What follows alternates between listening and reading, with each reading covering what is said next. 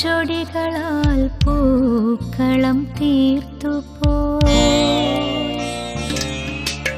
ഇതുപോലൊരു ഉത്രാടരാത്രിയിൽ നീ വന്നെൻ കവിളത്തു ചൊടികളാൽ പൂക്കളം തീർത്തുപോയി.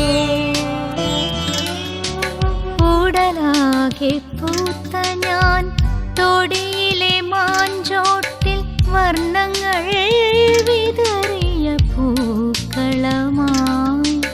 ഉടലാകെ പൂത്ത ഞാൻ തൊടിയിലെ മാഞ്ചോട്ടിൽ വർണ്ണങ്ങൾ വിതറിയ പൂക്കളമായി.